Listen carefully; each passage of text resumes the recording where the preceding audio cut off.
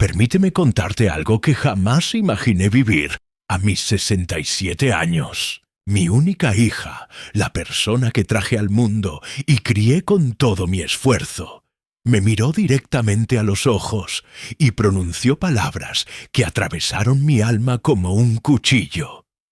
Ya no aportas nada valioso a esta familia. Lo que Andrea desconocía por completo era que su padre, ese anciano que ella consideraba acabado, había estado preparando meticulosamente una respuesta que transformaría nuestras vidas para siempre. Déjame pintarte la escena exacta. Era un día ordinario de mitad de semana. Había dedicado toda la jornada al cuidado de mis 2 nietos, mientras Andrea cumplía con sus obligaciones laborales. Los pequeños disfrutaban alegremente en el jardín tras pasar horas conmigo, cuando de repente mi hija irrumpió en casa. Su rostro reflejaba agotamiento y una frustración profunda que reconocí inmediatamente. «¡Suficiente, papá!», gritó sin importarle la presencia de los niños. «Estoy agotada de esta situación. Pasas todos tus días aquí sin contribuir en nada productivo. Solamente estorbas nuestras vidas». Esa palabra, estorbar, se clavó en mi pecho con una fuerza demoledora. Yo, quien tras perder a mi amada esposa Carmen 3 años atrás, había volcado toda mi existencia en apoyar a mi hija con la crianza de sus pequeños. Yo, quien madrugaba sin falta para preparar el desayuno de mis nietos antes de que Andrea partiera al trabajo. Yo, quien había vendido mi hogar familiar para establecerme cerca de ella y brindarle ayuda constante. «Escucha bien, papá», continuó con esa voz gélida que empleaba cuando buscaba herirme profundamente. «Comprendo que tras el fallecimiento de mamá te sientes desorientado, pero no puedes continuar aferrado a nosotros como si fueras otro niño de la casa. Necesitas encontrar un propósito propio, porque aquí ya no hay espacio para ti».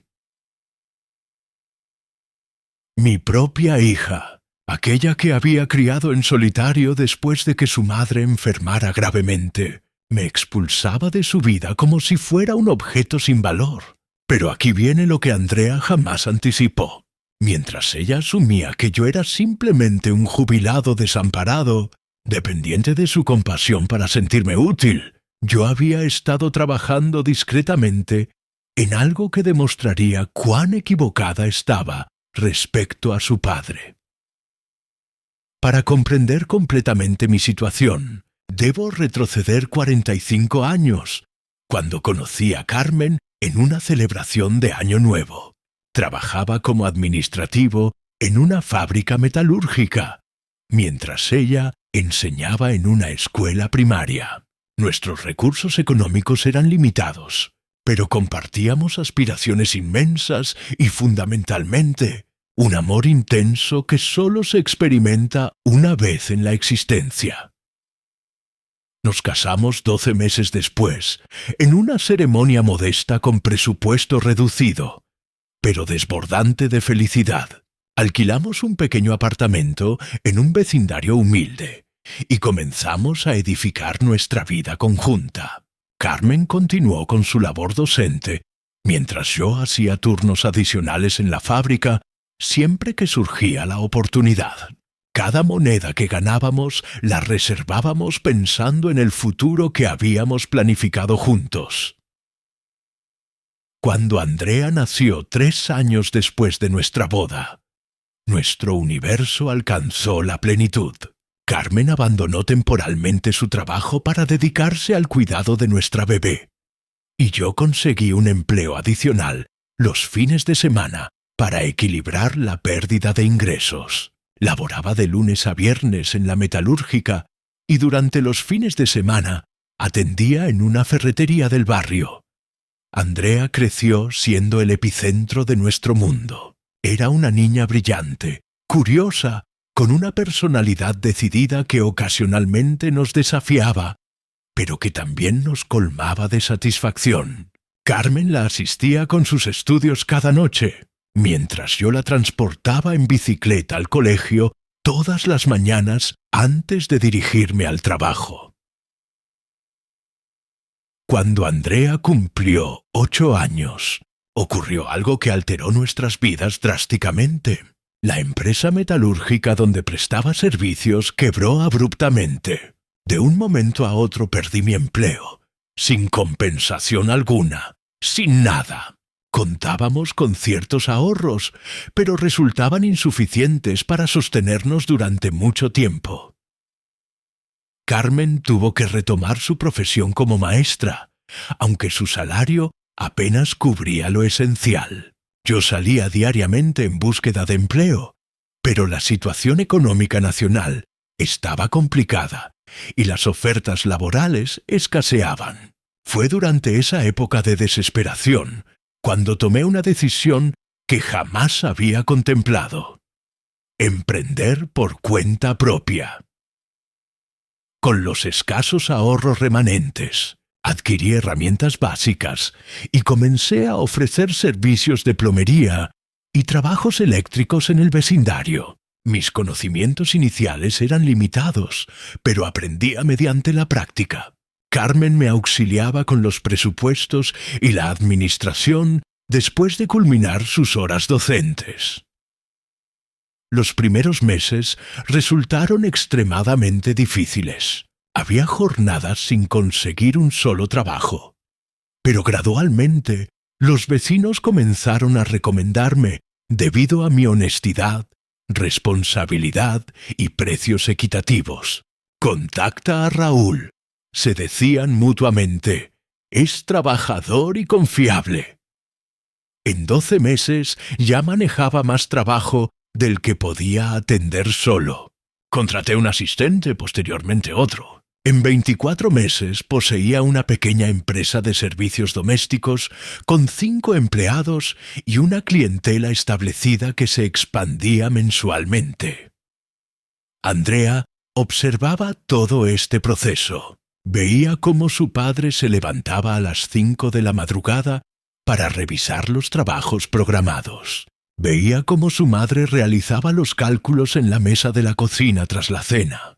Veía cómo progresivamente la situación económica familiar mejoraba gracias al esfuerzo conjunto de sus padres.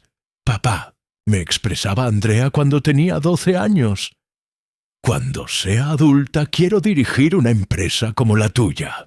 «Puedes alcanzar cualquier meta, mi amor», le respondía, «pero recuerda que todo se obtiene mediante trabajo y honestidad». Cuando Andrea finalizó la secundaria, mi empresa ya gozaba de reconocimiento en toda la región. Contaba con 15 empleados, 3 vehículos y contratos con diversas inmobiliarias para mantenimiento de edificios. Era el sueño del progreso en versión argentina. De empleado desempleado a pequeño empresario exitoso. Financié los estudios universitarios de Andrea en administración de empresas en una institución privada. El costo era elevado, pero deseaba que poseyera las herramientas que a mí me habían faltado para expandir el negocio aún más. «Hija», le expresé el día que inició la universidad, «estudia intensamente, pero también observa cómo opera el negocio. Algún día, si lo deseas, todo esto será tuyo». Andrea se graduó con distinciones académicas. Era inteligente, ambiciosa. Poseía ideas contemporáneas sobre marketing y administración que a mí, quien había aprendido todo mediante la experiencia, me parecían brillantes. A los 25 años, Andrea contrajo matrimonio con Sebastián, un contador que había conocido durante sus estudios universitarios. Era un joven respetable, educado, trabajador, proveniente de una familia de clase media como la nuestra. Los apoyé económicamente con los gastos de la boda y les obsequié el equipamiento completo para su nuevo apartamento. «Papá», me expresó Andrea el día de su matrimonio, «gracias por todo lo que realizaste por mí.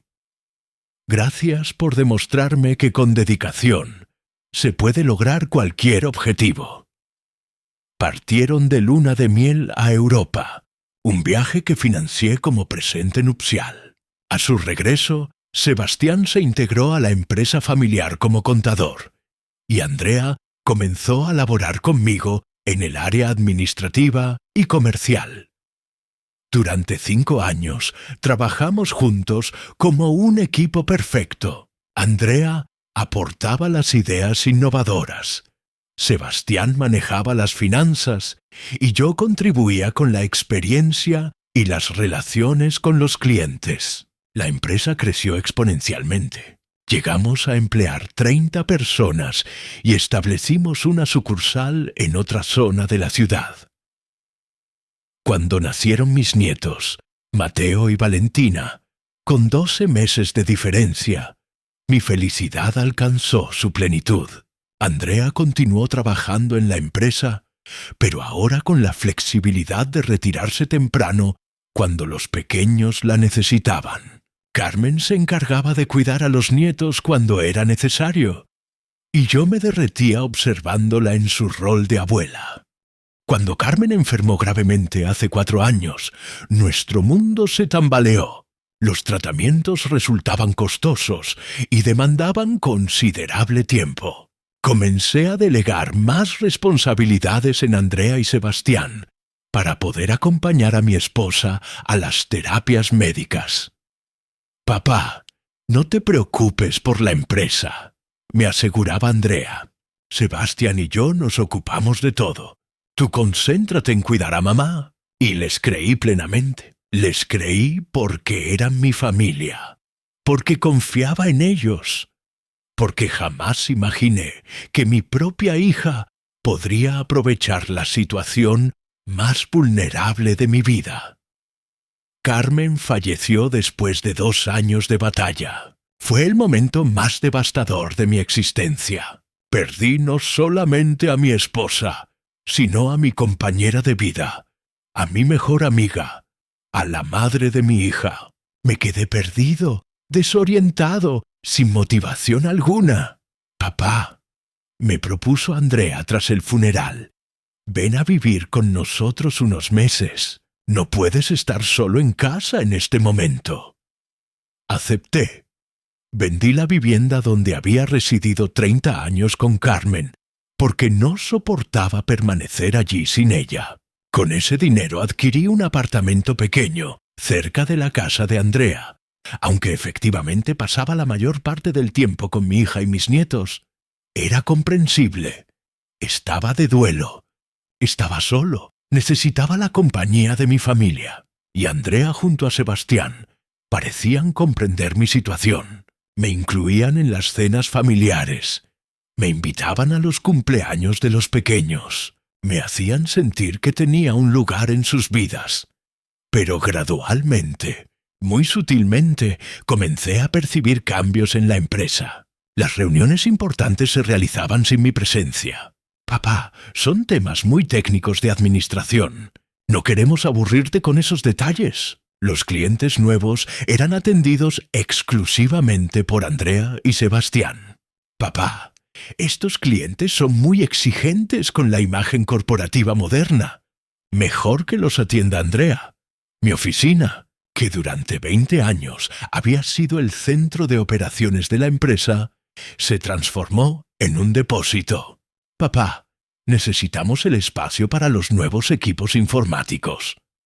Cuando preguntaba sobre los números de la empresa, recibía respuestas vagas. «Todo marcha bien, papá. Los números están creciendo. No te preocupes por esos temas». Un día descubrí que mi firma ya no era necesaria para ningún documento importante. «Papá, modernizamos los procedimientos.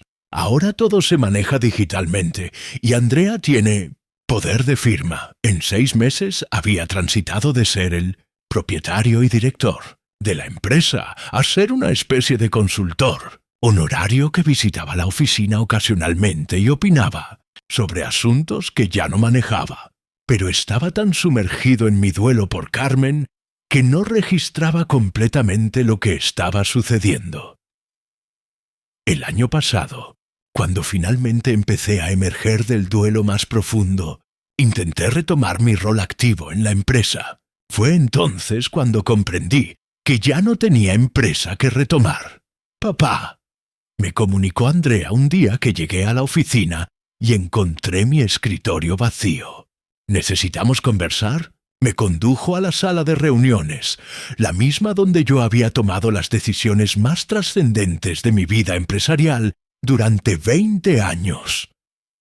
«Papá, Sebastián y yo hemos estado analizando la situación de la empresa y creemos que es mejor que te retires oficialmente». «¿Cómo que me retire?». «Que te jubiles, que tomes un descanso merecido después de tantos años de labor». «¿Y quién va a dirigir la empresa?». «Sebastián y yo ya venimos manejándola desde que mamá se enfermó y todo funciona perfectamente». «Pero yo soy el propietario, Andrea». «Es mi empresa». «Sí, pero legalmente Sebastián y yo somos socios mayoritarios desde el año pasado. ¿Recuerdas que firmaste unos documentos cuando mamá estaba internada? Eran transferencias de acciones». No recordaba ningún documento. En aquellos meses del final de Carmen, firmaba lo que me presentaban sin leer, confiando ciegamente en mi hija.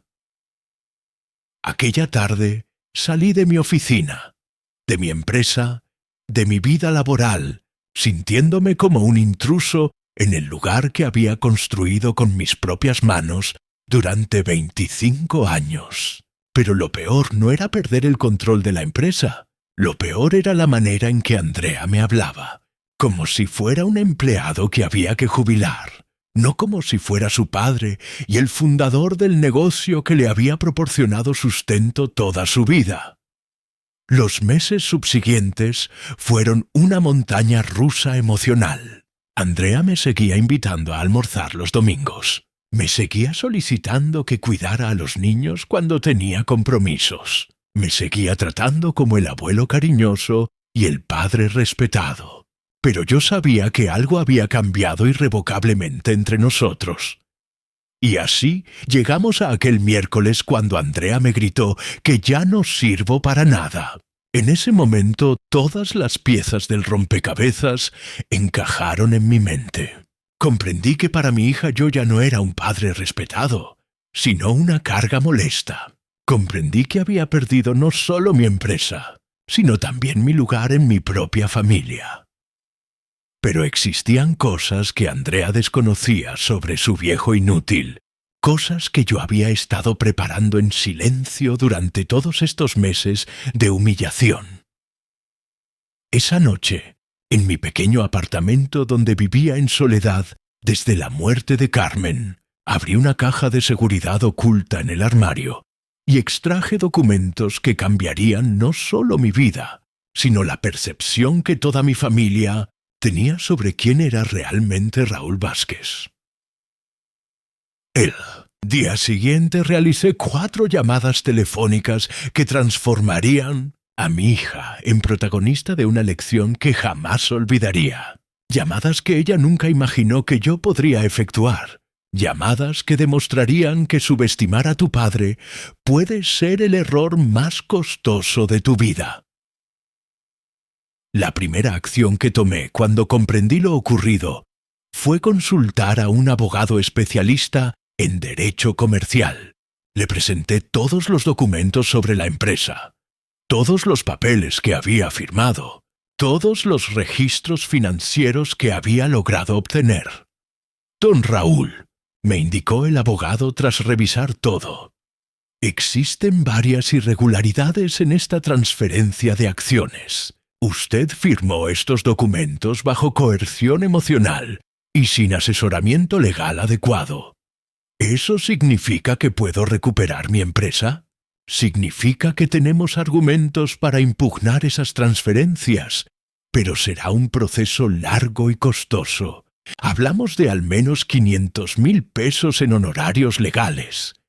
Era considerable dinero, más dinero del que tenía disponible en ese momento, pero no más dinero del que podía conseguir si resultaba necesario, porque existía algo que ni Andrea ni Sebastián sabían. algo que ni siquiera Carmen había conocido completamente. Durante todos los años de crecimiento de la empresa, no había puesto todos los recursos en la misma inversión. Había sido más inteligente que eso. Parte de las ganancias de la empresa las había invertido en otros negocios, siempre a mi nombre personal, nunca a nombre de la sociedad. Poseía un apartamento que alquilaba en el centro. Había adquirido un terreno en las afueras de la ciudad que ahora valía una fortuna. Había invertido en acciones de empresas estables que me proporcionaban dividendos regulares. Además, mantenía una cuenta de ahorros en moneda extranjera que había estado alimentando durante 15 años, progresivamente, sin que nadie lo supiera. En total, sumando todas mis inversiones y ahorros personales, poseía un patrimonio de casi 2 millones de pesos que Andrea y Sebastián no tenían la menor idea que existía. Doctor, le expresé al abogado, inicié todas las acciones legales que sean necesarias. Yo asumo los costos. Pero la acción legal era solamente el primer frente de mi contraataque. La segunda llamada fue a un investigador privado recomendado por el abogado. Señor Raúl, ¿qué necesita que investigue? Quiero que me consiga información completa sobre las finanzas de mi hija y mi yerno. Sus cuentas bancarias, sus inversiones, sus gastos, sus deudas, todo. La tercera llamada fue a un contador forense especializado en auditorías empresariales. Contador, necesito que audite completamente mi empresa. Quiero saber si ha habido transferencias irregulares de fondos, gastos personales pagados con dinero de la empresa, manipulación de balances. La cuarta llamada fue la más trascendente. Se la realicé a mi hermano Miguel, quien residía en España y tenía contactos en el mundo de los negocios internacionales. Miguel, necesito un favor muy grande. Lo que necesites. Raúl, necesito que me ayudes a conectarme con inversores europeos interesados en el sector de servicios para el hogar en Argentina.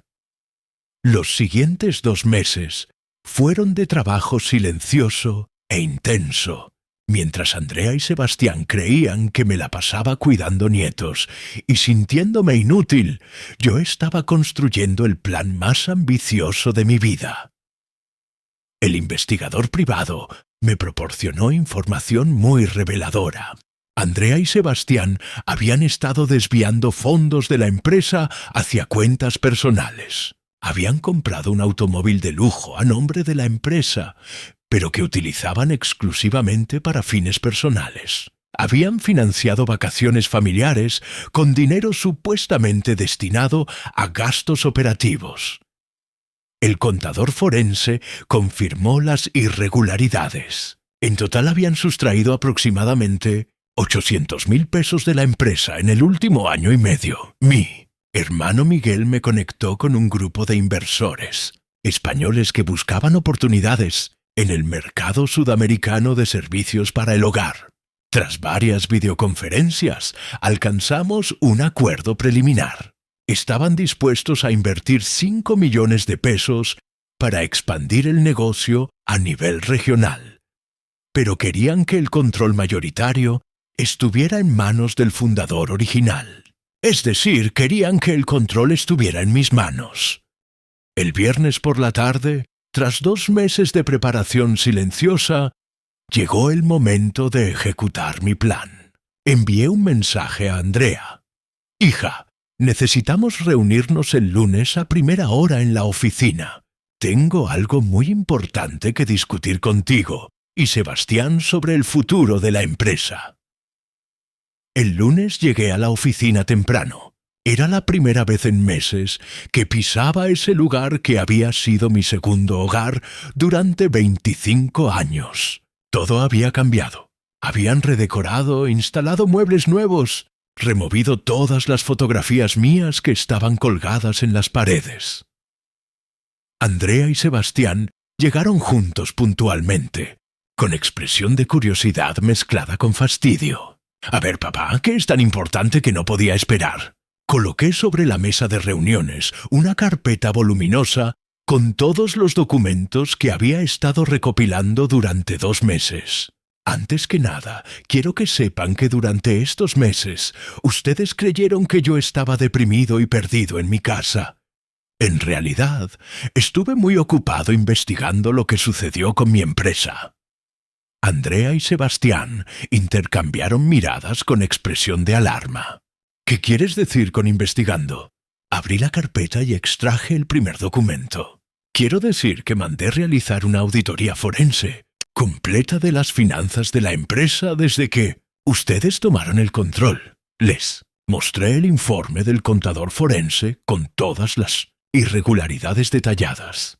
¿Sabían ustedes que desviar fondos de una empresa hacia cuentas personales se denomina defraudación y constituye un delito penal? Sebastián palideció. Andrea intentó mantener la compostura. Papá, esos gastos eran todos legítimos. El vehículo de lujo que compraron el año pasado ¿era un gasto legítimo de la empresa? ¿Las vacaciones costosas que se pagaron con la tarjeta corporativa eran gastos legítimos? Extraje otro documento de la carpeta. Este es el informe del investigador privado que contraté. Contiene descripción detallada de todos los movimientos financieros irregulares que realizaron en los últimos 18 meses. Andrea se levantó de la silla. Papá, no puedes estar hablando en serio. Nos mandaste investigar como si fuéramos delincuentes. No, Andrea. Investigué como si fueran lo que son. Personas que se aprovecharon de mi momento más vulnerable para robarme mi empresa y después sustraer dinero de esa empresa. Extraje el tercer documento. Esta es la demanda que presenté la semana pasada para anular las transferencias de acciones que me hicieron firmar durante la enfermedad de Carmen. Mi abogado indica que tenemos un 90% de posibilidades de ganar. «¡No puedes hacernos esto!», gritó Andrea. «Somos tu familia, ¿familia? Tú me hablas de familia después de decirme que no sirvo para nada. Después de robarme mi empresa, aprovechándote de que tu madre se estaba muriendo». Me quedé callado unos segundos para que procesaran la información. Pero tengo una propuesta mejor que la demanda judicial. ¿Qué propuesta? Extraje el último documento de la carpeta.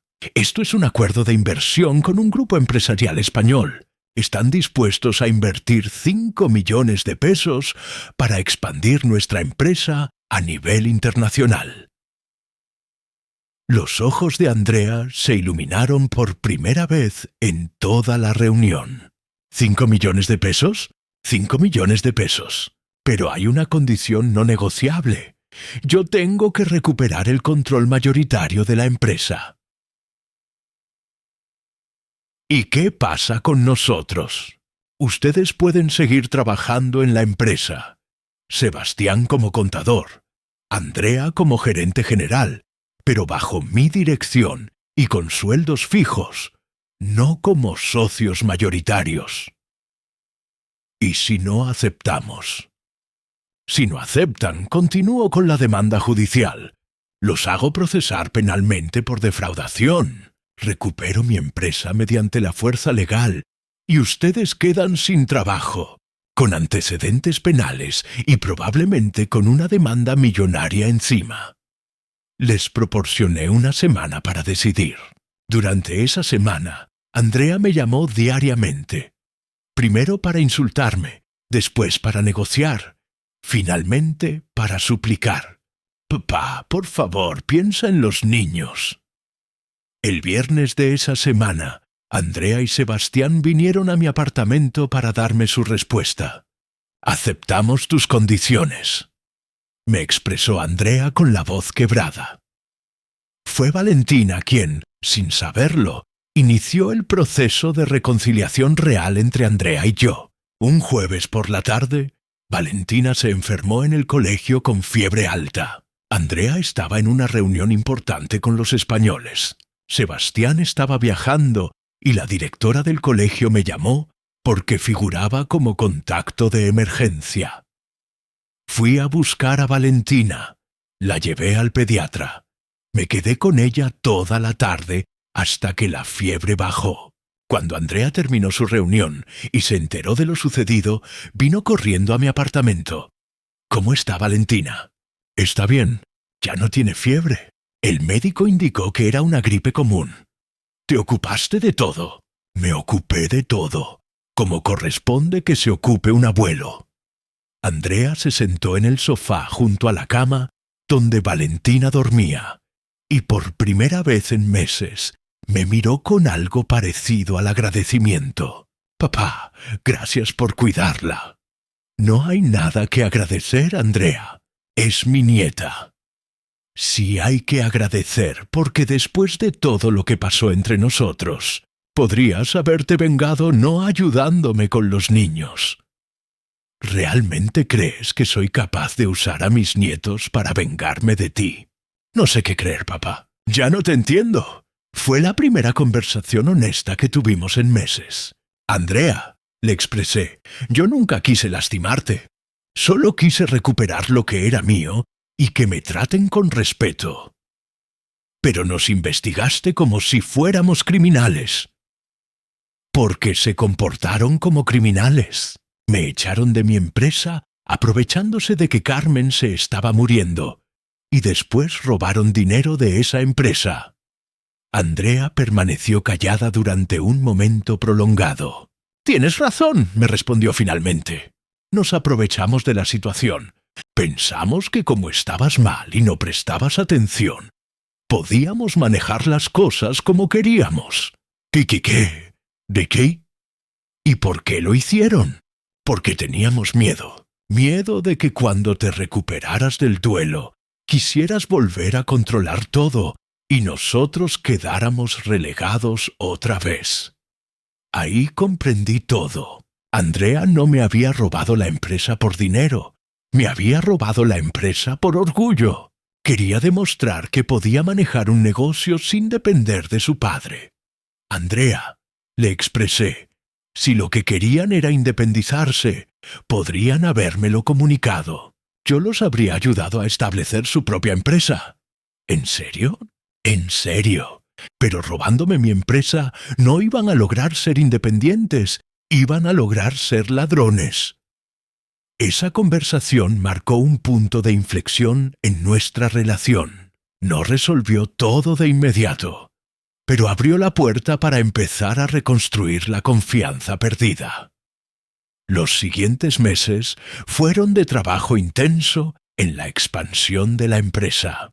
Los inversores españoles habían propuesto abrir sucursales en 5 ciudades argentinas y después expandirse a Uruguay y Paraguay. Andrea demostró ser muy eficiente en marketing y desarrollo comercial. Sebastián manejaba excelentemente los números y la planificación financiera. Yo aportaba la experiencia en operaciones y el conocimiento del mercado local. Una noche fui a casa de Andrea para cenar con la familia. «Andrea», le expresé después de que los niños se fueran a dormir, «tengo una propuesta para hacerte». «¿Qué propuesta?» Miguel me contó sobre un programa de inversión en España para empresarios jóvenes. «Creo que podrías calificar. ¿Para qué?» «Para establecer tu propia empresa de servicios para el hogar en 1950. España, con el respaldo económico de los inversores españoles y la experiencia que adquiriste aquí». Andrea me miró como si no entendiera lo que le estaba comunicando. «¿Me estás ofreciendo ayuda para irme de tu empresa?» «Te estoy ofreciendo la oportunidad de ser la empresaria independiente que siempre quisiste ser». «¿Por qué harías eso?» «Porque eres mi hija y porque mereces tener tu propio éxito, no vivir siempre a la sombra del mío». Andrea comenzó a llorar. No era llanto de tristeza ni de arrepentimiento, era llanto de alivio. «Papá», me expresó, «yo pensé que me ibas a odiar para siempre por lo que te hice». «No te odio, Andrea. Estuve muy lastimado y muy enojado, pero nunca te odié». 6 meses después, Andrea, Sebastián y los niños se mudaron a Madrid para poner en marcha la empresa española. Fue difícil despedirlos, especialmente despedir a mis nietos, pero sabía que era lo mejor para todos. La empresa española fue un éxito desde el principio. Andrea había aprendido todo lo necesario sobre el negocio en Argentina y supo adaptar ese conocimiento al mercado europeo. En 2 años ya tenía 20 empleados y contratos con importantes cadenas hoteleras españolas. Hace 3 meses, Andrea y su familia regresaron definitivamente a Argentina. La empresa española quedó en manos de un gerente local, pero Andrea sigue siendo la propietaria mayoritaria. ¿Por qué decidiste volver? Le pregunté cuando me anunció la noticia. Porque extrañaba trabajar contigo y porque quiero que mis hijos crezcan conociendo realmente a su abuelo. Andrea volvió, pero no como empleada. Volvió como socia con voz y voto en todas las decisiones importantes. Sebastián se incorporó como socio minoritario y director financiero. La semana pasada tuvimos la reunión anual de socios para evaluar los resultados del año. Fue la primera reunión donde Andrea participó como socia plena. Los números son excelentes, informó Sebastián. Tanto la empresa argentina como la española tuvieron el mejor año de su historia. ¿Y cuáles son los planes para el año que viene? Y pregunté. Tengo una propuesta, expresó Andrea. Creo que deberíamos expandirnos a Brasil. Brasil. Eso requeriría una inversión muy considerable. Ya conversé con los inversores españoles. Están dispuestos a financiar la expansión si nosotros aportamos el conocimiento y la gestión. ¿Y quién manejaría la operación en Brasil? Podríamos alternarnos. Tú diriges Argentina, yo manejo España desde aquí, y entre los dos supervisamos Brasil.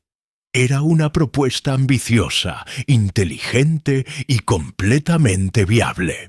Me agrada la idea, le respondí, pero con una condición. ¿Cuál? Que si nos vamos a expandir a Brasil, lo hagamos correctamente, con la misma calidad de servicio que tenemos aquí, con la misma honestidad en el manejo del dinero y con la misma unidad familiar que logramos construir después de todo lo que atravesamos. Acepto la condición. Nos dimos la mano para cerrar el acuerdo, pero no era solamente un apretón de manos entre socios comerciales, era un apretón de manos entre padre e hija, que habían logrado transformar un conflicto familiar destructivo en una oportunidad de crecimiento mutuo. Esa noche, en la cena familiar del domingo, les contamos a los niños sobre los planes de Brasil. ¿Eso significa que vamos a ser ricos?, preguntó Mateo. Eso significa que vamos a tener más trabajo, le respondió Andrea. El dinero viene como consecuencia del buen trabajo, y el abuelo va a seguir siendo mi socio y mi consejero, porque hay cosas que solo se aprenden con la experiencia. Después de la cena, mientras Andrea bañaba a los niños, me quedé en el patio con Sebastián compartiendo mate.